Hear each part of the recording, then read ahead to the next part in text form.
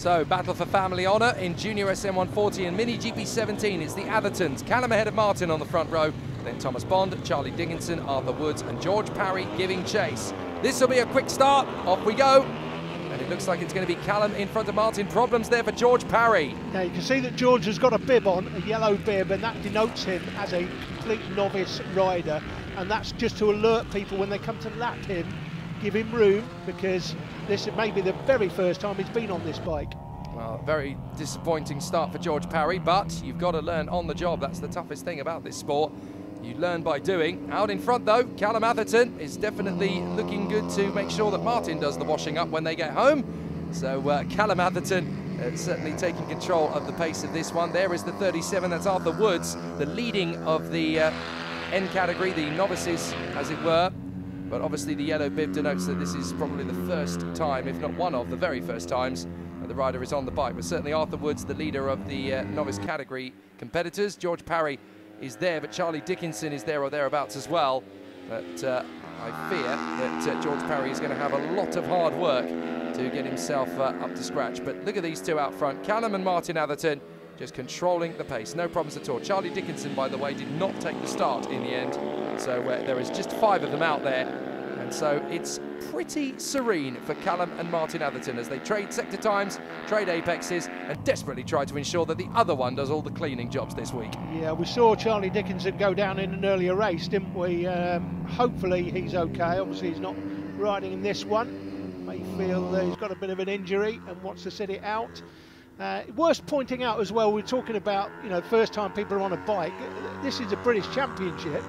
But the only time you get to be on the bike is a British Championship. In karting, of course, we've got club racing throughout the country, from John O'Groats to Land's End, effectively, all over the place.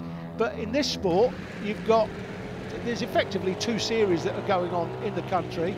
This is the primary one in terms of numbers, British Minibikes, and that is the bike of George Parry just going through the pictures, about to get lapped after a very early part of this race, but you expect it because he's hardly had any experience on the bike. He's just getting used to the bike. You see there the pace he's got compared to the Athertons in behind as they go sweeping past. One goes one side, one goes the other, but he's just learning the bike. But he can only do it at the British Championships because they don't do practice days at kart circuits generally, certainly not here at Three Sisters. No, indeed. A little further into the race, and George Parry isn't the only one having to deal with those sort of issues around there, as Callum and Martin Atherton have actually tightened up on the final lap. And this might be Martin's chance to get through into the lead as they work their way through the traffic. They just got past Thomas Bond. They've also obviously dealt with Arthur Woods and George Parry through the course of proceedings.